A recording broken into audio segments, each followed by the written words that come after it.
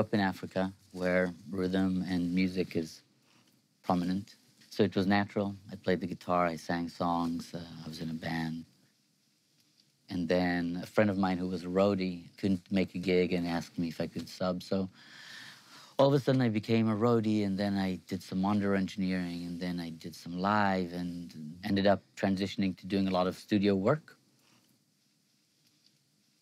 I found myself more fulfilled there than as the singer in the band. I moved to the States and worked in recording studios and did more of that, which was amazing and really fulfilling. And then at one point, the recording industry started changing. I could see myself falling out of love. Not necessarily because of the economics of it, but there was a lot of creative kind of battles. And at one point, being here in Hollywood, I got to do some recording sessions for scoring for films.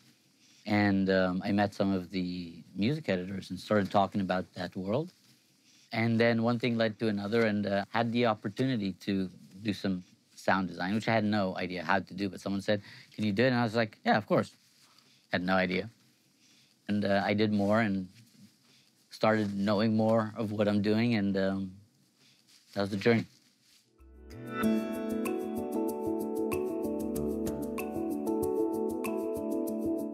At the base of it, there's a story. And I start by reading the script and talking to the director and understanding a bit what's the core of it. I think like every song, things can be simplified.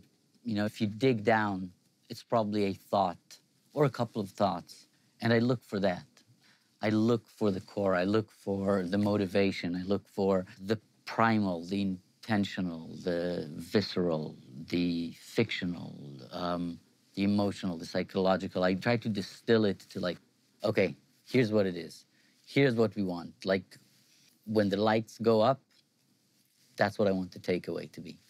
Start with the very, very, very core and find what it is. And I like to watch things without sound.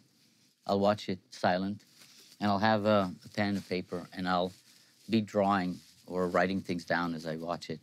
Things about the energy, the arcs, things that I see, house shots, the pacing, stuff like that.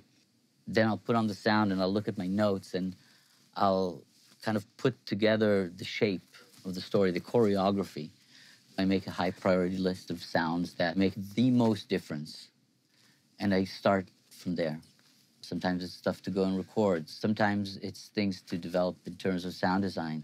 Sometimes it's to visit locations to understand how the environment sounds, what things feel like. Sound is a physical thing, whereas picture is light. The sound is actually pushing air. The spectral, the tonality, the arcs, the movement of it all, it's pushing against you. And deciding what to push and how to focus it right in the frame needs to be clear and needs to have definition, and also needs to kind of have its own shape so that you have time to absorb the visual and connect to an experience, an emotion. So I look for sounds or the sound that capture the essence of the story.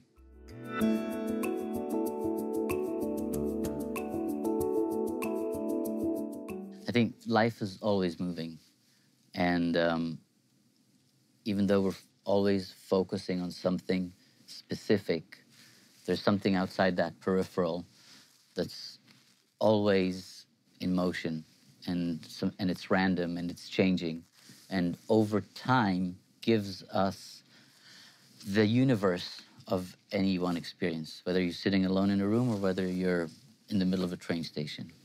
And I feel that when we manufacture sounds in order to get underneath the skin, I think it's important for those sounds to have that behavior. Moving the sounds to reflect their proximity, to reflect their intensity, to reflect their spectral nature as we would be used to hearing them, or at least could relate to them. I think that helps trigger an experience, an emotion. because I always want to be in the flow of whether it be designing or mixing or whatnot, because you find out, I think, more about the sound and the story if you're moving. So when I look at processors, I go, what's it good at? What's it really good at? And what am I good at? And find the sweet spot.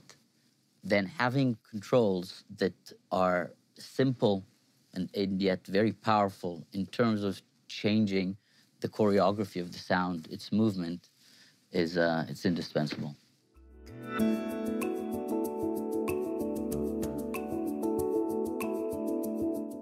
I discovered McDSP plugins, I want to say 2003.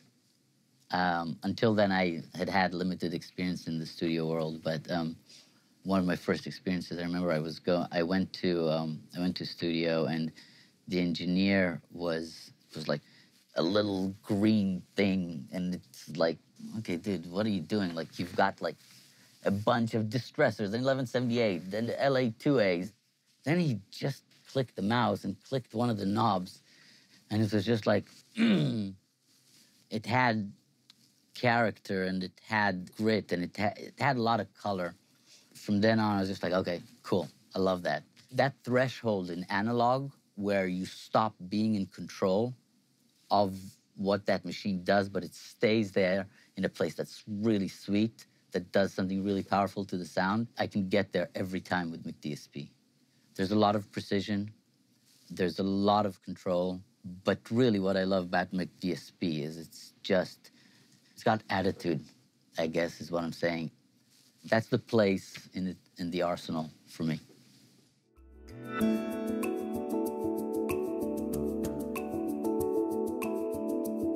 The AE600, which I love, love, love, love.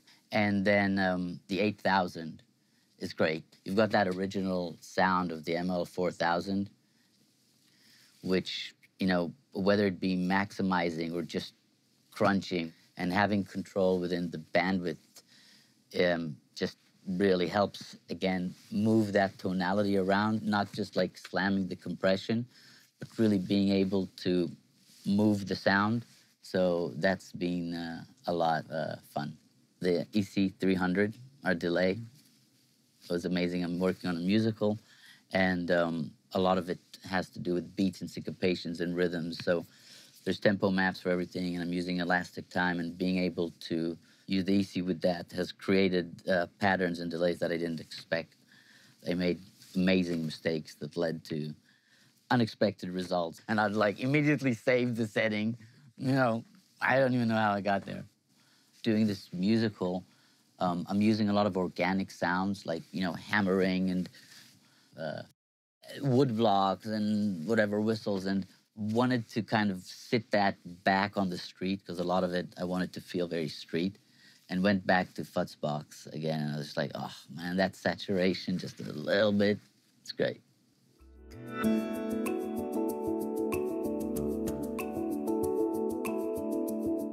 Don't stop. It's a journey. Be sure you love it, because it'll take everything you got. The fact that we can do that at its prime, cross that threshold with the audience and emote them and give them ideas and make them believe, or make them ask a question, or make them make a change. That's a great thing to be able to do in this lifetime.